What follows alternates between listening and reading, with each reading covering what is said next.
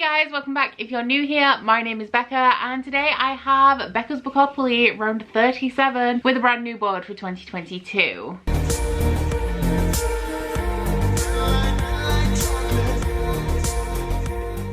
If you guys are new here, Bookopoly is a game that I play every single month to pick my monthly TBR. The purpose of it is to just direct my reading a little bit. It's not to make me read outside of my comfort zone or anything like that. I'm just a very goal-driven person and I benefit from having a little bit of direction even when it comes down to my TBR. If this is the first time that you are seeing Bookopoly, I will put a link to the full playlist up here, but don't worry because I am going to be recapping the rules and giving you guys a full tour of this brand new board in this video. So for the 2022 board, I haven't actually changed it up all that much. When I started Bookopoly 3 years ago, we're going into the 4th year now, I didn't really know myself as much as a reader, and with every year I'm getting to know what I like a little bit more, and the board has definitely reflected that. So in terms of the genres, I've only removed one thing that really wasn't working for me and added something in its place. Everything else has pretty much been rearranged. A lot of the challenge spaces on the board have been moved around aside from these staples that have been here since day one, but overall we've just given her a little bit of a freshen up. So normally when we start off with these videos, I do a recap of my reading from the previous month. However, as we are moving into January, we are starting with a brand new slate, and it's not actually so much that I failed December's Bookopoly,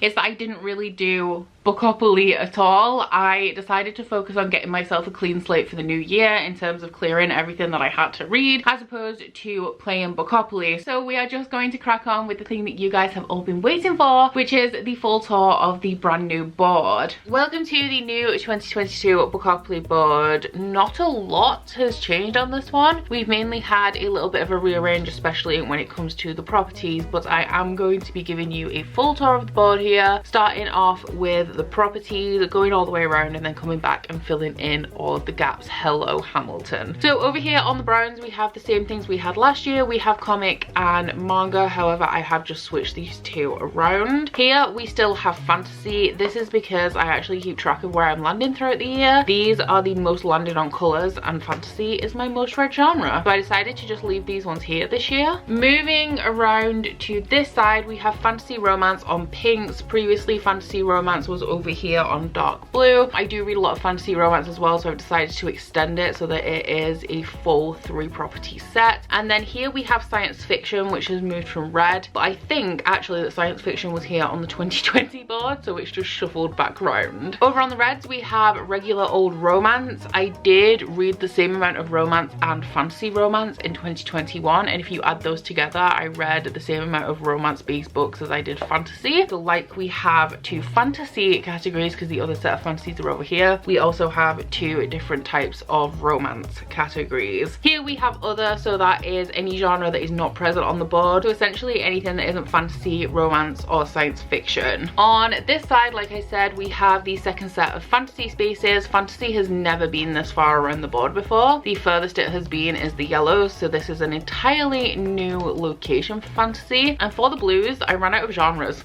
essentially. I didn't want contemporary on the board at all, just standard contemporary that isn't romance, so I completely scrapped that and I decided to put sequel into the dark blues because I'm always complaining about how I need to finish more series and this will give me more of an opportunity to do so. So rotating back around to the beginning, we of course have the chance spaces. There are 3 of these on the board. When I land on those, I have a stack of cards that have random books on them, some that I'm really excited to read, some I'm less excited to read, and I have to pick a card from the stack and read whatever book is on the card. We also have 3 community shelf spaces dotted around the board. These correspond to this stack, and on each card we have an additional prompt. So if I land on community shelf, I pick up one of these cards and have to complete the prompt on the card. For the train stations this year, they correspond to different videos that I've made that I need to kind of recap, or that contain books that I want to read or need to read and haven't yet. So on the very first one we have my 30 before 30, which is a list of 30 books that I have to read before I turn 30, or would like to read I guess, and so far I've read 1. and I only have 17 months left, I think, so I thought I'd better get this on the board. For the second train station, we have my 2022 TBR, so sometime in January I will be making this video with a whole ton of books that I want to read in 2022, or I think that I'm going to read in 2022, and this will correspond to that video. On this side we have genre TBR, because I have made the odd video, like I have a priority sci-fi TBR video, I also have a fantasy romance one, a big book one, and a spooky book one, so if I land on this I have to pick a book from one of those videos. And for the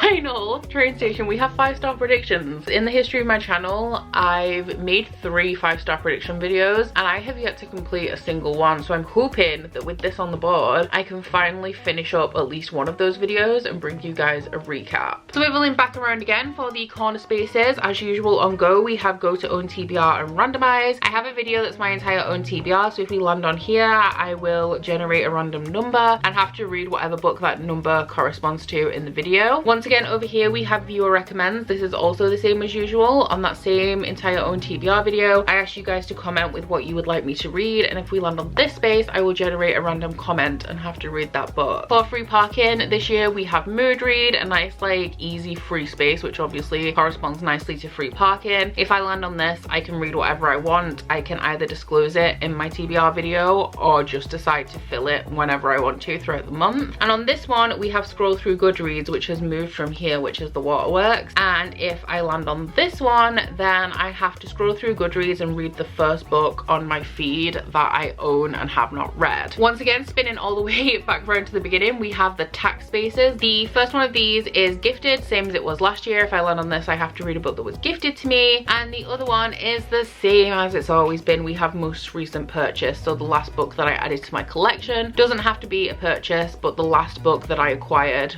and has been added to like my permanent shelves. And then I think the last spaces that we have to cover are the utilities. So the first one is Pet Pick with this delightful illustration of my cat Hamilton. If you know, you know essentially why this drawing is like it is. But if I land on this I will select 4 books and get Hamilton to pick one. I'll like bait him with treats, and this has moved from the corner space over here. And on this side for the Waterworks we have Patreon Pick. So if I land on this one I'll be picking an additional book out of my Inner Circle Patreon jar for the month. And that is a full tour of the brand new Bookopoly board. Now in terms of the rules for 2022, nothing is actually really changing. The only thing that I'm going to add is that since I did the roll as I go method in November and December and really enjoyed it, I want to integrate that a little bit more going throughout 2022. So I'm going to allow myself to roll as I go for up to 4 months of the year. I kind of had it in my mind that I was going to do every 3rd month, but I think what I'm actually going to do is I'm going to save a couple of them to do November and December again, and I may end up doing a month like May, which is my birthday. So if I have a lot going on that month I may choose to roll as I go instead, and I will of course let you know in the video, but we will have 8 full rounds of Bookopoly this year. In terms of the rules that have stayed the same, my base set of rolls is going to be 5 rolls, which means that I have to add at least 5 books to my monthly TBR. As usual and in line with the standard Monopoly rules, if I roll a double I have to roll again and add an additional book to my TBR. If I don't finish my TBR by the end of the month then I have to take a punishment prompt from the punishment pot. These aren't too harsh in terms of punishment, it just means an additional book on my TBR, and the prompts are things like a book over 500 pages, a book from an author whose previous work you haven't enjoyed, and that kind of thing. And even though I have to finish my TBR to avoid a punishment, if I am reading the final book on my TBR at the end of the month, I am allowed to carry that forward into the next month and finish it up at the beginning of the following month. And then the final one is that this is my game, therefore it is my rules. So these spaces are open to interpretation, very specifically my interpretation. So if I land on something like sci-fi and I want to read a sci-fi fantasy, or if I land on romance and I want to read a paranormal romance, that is completely up to me and my interpretation. In terms of things that are going on for me in January regarding reading, I do have a substantial stack of books that I have to read this month no matter what. I have a couple of readathons going on, and I also have a January arc, so if we don't manage to get those into the rolls I will tell you guys about those at the end. And in terms of readathons, there is one that I've got my eye on that I starting to look into a little bit more and see if I can make the books I have to read work for it. And that one is the Pop Culture Readathon. I will put all of the information down in my description box for that if you guys want to check it out. I saw it last year and it looked really interesting, but I couldn't make it work. However, this year the theme is Buffy the Vampire Slayer, which, as you guys know, is my favorite TV show of all time and also like at least 50% of my personality. So I definitely want to participate in that if I can make it work, and that is running from the 1st of January until the 31st. But I think that is all of the necessary information that I have to give you guys before we get started. So let's get into our first roll of 2022. So as this is our first ever time using the 2022 board, we will of course be starting on go. I haven't done as many test runs as I normally do with this board before I laid everything down on it, so wish me luck. First roll is, I'm gonna take that as a 1.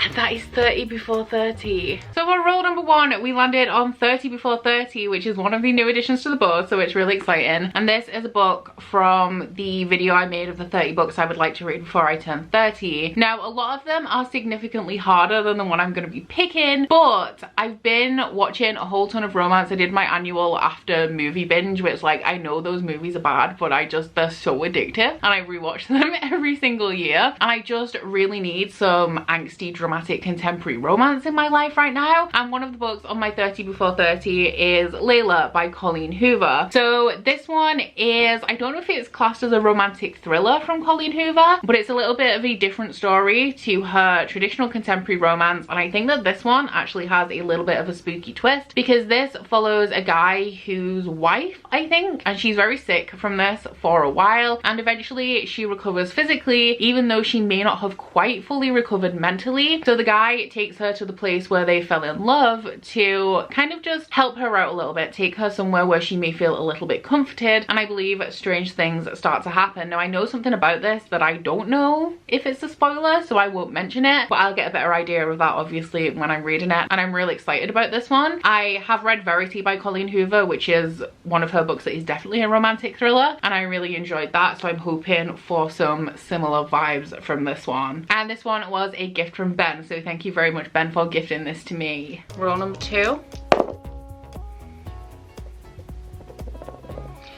is another 5. Oh my.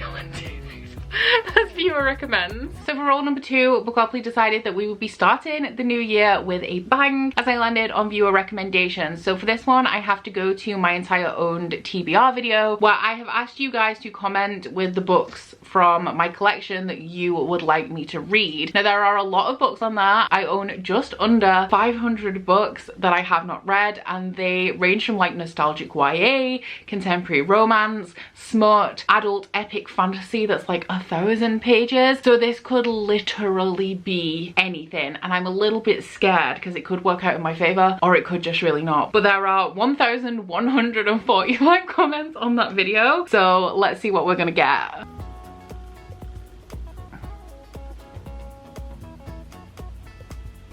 Okay. Oh, okay, just one standalone book. That wouldn't have been my choice of what to read, but it's not too bad. So the book that Ola recommended I read is The House in the Cerulean Sea by TJ Klune. This is interesting actually, because I did a bookshelf tour not too long ago, and a lot of people were shocked that I hadn't read this yet, and I was actually shocked that everybody was so shocked, because this is not my kind of book. Like, it's described as a middle grade type story for adult readers, which I do occasionally love, the heartwarming cozy vibes of a middle grade, but that is definitely outside of my usual and outside of my comfort zone. But I do read them occasionally because I do want that feeling from time to time, so I am excited to get to this. I'm more intrigued than anything to see if I actually do like it. And I can't remember exactly what this one is about, but it features this home for magically gifted children, and a guy has to go to this home to assess 6 of the children in particular and see whether they are so dangerous that they are going to bring about the end of days. Just from the synopsis of this, it seems delightfully whimsical in the way that I like to read when I'm reading middle grade, so this could be a hit with me, but y'all know that I like my blood and my guts and my gore, so we'll see how it goes. But thank you very much to Ola for recommending this one, and thank you very much to Kitty who gifted this to me. Roll number 3 is 4.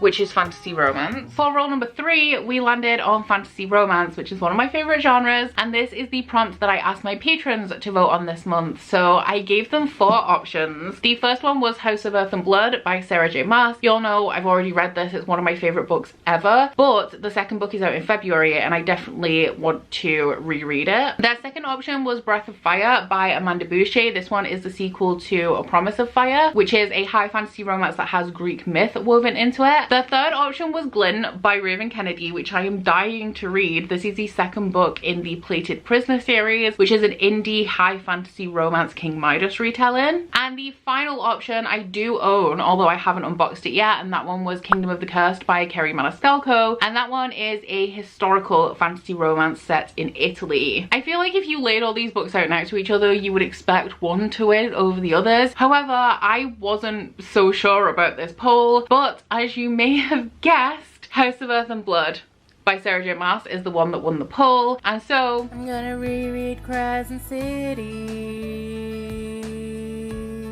If you guys are unfamiliar with House of Earth and Blood, it is Sarah J Maas's first adult fantasy romance book. It is an urban fantasy, and we are following this girl called Bryce Quinlan, who is half fae. This book starts off with a string of brutal murders, and the authorities think that they've already found the guy responsible. However, 2 years after they supposedly caught the guy who was committing these murders, the murders start up again. So the Archangel, who's kind of like the president in this city, asks Bryce to investigate these murders and get to the bottom of them if she can, because she has a personal connection to this string of murders. So because this is a very dangerous task, the Archangel assigns her a bodyguard in the form of fallen angel Hunt Athalar. So excited for House of Sky and Breath to be released, and I'm really excited to reread this because this is currently my favorite book of all time, but I have only read it once, so who knows, my feelings might change upon reread. Role number 4 is 7, which is regular romance. So for role number 4, we landed on romance, which I'm actually really thrilled about because, as I said, I'm really in the mood for angsty contemporary romance right now. And one of the ones that I own and have not read is All Your Perfects by Colleen Hoover. You guys know when I get in this mood where I need the angsty romance, I tend to binge through 3 or 4 Colleen Hoover books, and then I won't read her again for like another 6 months. So we're in that phase where I just need to binge Colleen Hoover to get this out of my system. And so I had to get in another Colleen Hoover book on this TBR. This one is one of her more recent releases, although to be honest it's not now. I think it's like 2018 or 19. This one is an adult second chance romance, I think, about a couple who are married. They had this perfect relationship, they both had things in their past and they really healed by coming together. However, 5 to 10 years down the line, their marriage isn't doing so well, and I assume that it's about those two coming back to each other. I've only ever read one second chance romance before, I think, and I really enjoyed it, so I'm real excited to try this one out. And a big thank you of course to Harry, who gifted this one to me. Role number 5 is 5 again,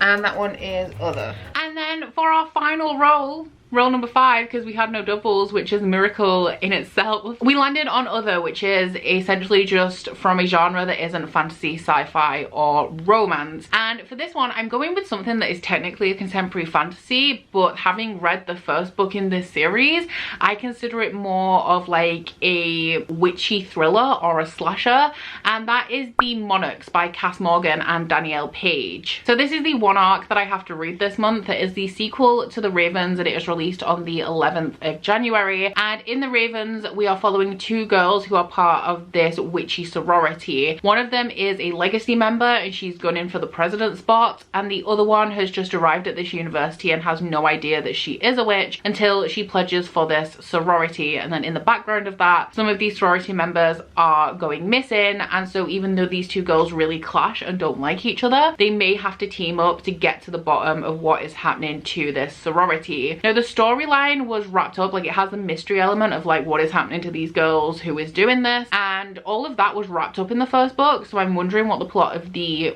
sequel is going to be. But I really enjoyed the first book. It had the perfect balance of like the bitchy sorority stuff and a little bit of witchy magic. So I've been really excited for this one for a long time. I've had the arc for a couple of months now and I've been trying to work it into a TBR, so I'm glad that I finally get to do that just before the book's release date. So at the end of the Bookopoly rolls, this is my current TBR for January, and I have to say so far it is looking very manageable, with these only adding up to 2,200 pages, and I anticipate these three being quite easy reads, and the Monarchs as well actually is going to be quite easy. So my only struggle here is House of Earth and Blood, but I have read it before, so maybe that'll speed my pace up a little bit. But we are definitely not done, because the only book that I actually have to read in January that I managed to get onto this TBR is the Monarchs. So the first book I'm going to be adding is my Inner Circle Patreon pick for January. In here I have a list of books on tiny folded up pieces of paper that the Inner Circle tier of my Patreon have recommended and would like me to read. So without further ado, I'm a little bit scared. There's some big things in here, I say it every month. There's one big book in particular I want to come out, but not this month. I don't think I can handle it this month, so we'll see.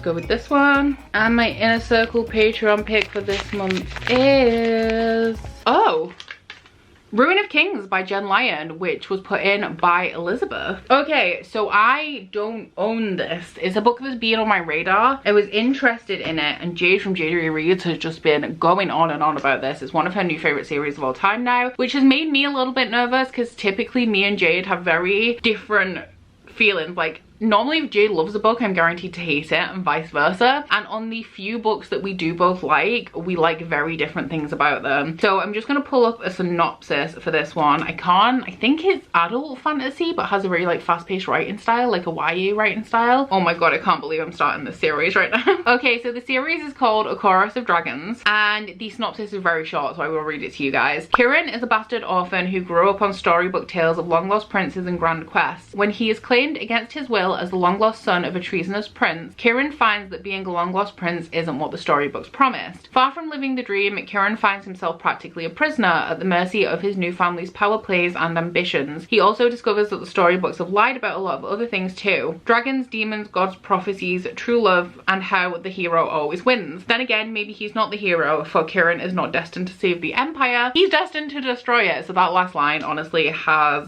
me sold. But yeah, I'm terrified of this, because it could go either way, but I'm going to be reading it in January. My Patreon Inner Circle pick for December was Lady Midnight by Cassandra Clare. This one was Ben's pick, and this may be rolling over a little bit. I have started it. I'm on page 112 of 660, and I am aiming to get this done by the end of the year. It is the book I'm currently reading, the one I'm currently prioritizing, but there's not much left of the year, so this one may roll over a little bit. And just to give you guys a little bit of a hint, 100 pages in, of how I'm feeling about this, because we all know my reaction to picking this book out of the jar was really something, essentially, but I'm enjoying it so far. So there's that. And then two more books to add to this TBR, which is growing larger and larger by the second. The first one is for my book club, Catch Up Book Club. We are currently reading The Realm of the Eldlings by Robin Hobb, and the book for November and December was Dragonhaven. This is the second book in the Rainwild Chronicles, and this one is a multi-perspective adult fantasy. I can't see too much about it because it is the fourth series in this universe, and a lot of what is going on in here very much hinges on an earlier series. But the crux of this one is that we have a group of dragons and a group of people who have been tasked to look after them, and we are following them on a journey. The live show for this, I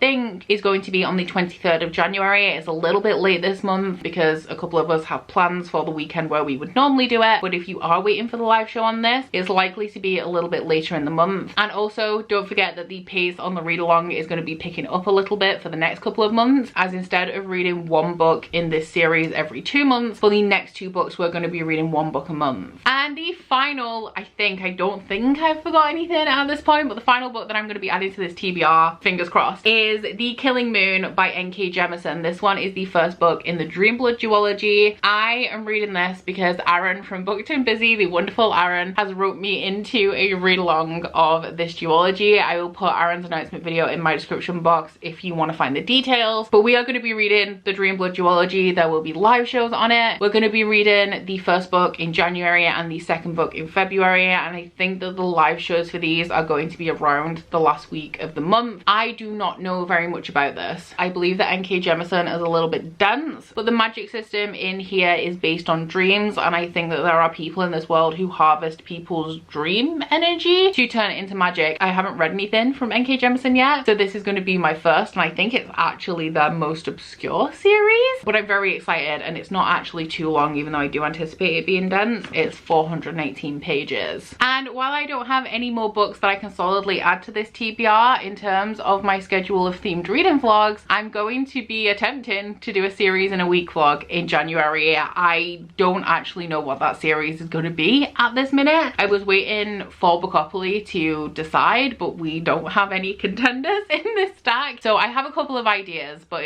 I think it's going to be more about like what can I feasibly read in a short space of time when I have the rest of these on my TBR. I mean, Lady Midnight, not too bad, because I anticipate only having around 100 pages if I don't manage to finish it before the end of the year. But on top of this stack, we have to add the Monarchs and also Ruin of Kings. So my nice modest stack of 2,200 pages has significantly increased now to around 3,600, which is about my average without the series in a week. So it's going to be a tight squeeze, but I'm not working in January. I'm only reopening midway through January, and that is only for a specific reason, and I think I may close again for a couple of weeks because I normally take the full month of January off, as I don't have very much time throughout the rest of the year. So theoretically we have a lot of time for reading, but we'll see if that works out in reality. But that is my January TBR, the first TBR for 2022. Please let me know down in the comments what you think of this year's board. Let me know if you think I'm gonna do it, because I got a lot of books on this TBR now. And also, actually, let me know if you think I'm gonna like Ruin of Kings, because I'm very unsure. And of course, please don't forget to like this video if you liked it, and subscribe if you wanna. If you head into my description box, you'll find a link to my Goodreads, Instagram, and Twitter if you'd like to follow me on any of those, as well as a link to my Bookish Candle website, the Instagram and Etsy for that, and a 10% off discount code. But that's it from me today, guys. Bye. Oh, you bite your friend like chocolate. You say you're a go when nobody knows, with guns hidden under our petticoats. We're never gonna quit it, no, we're never gonna quit it, no.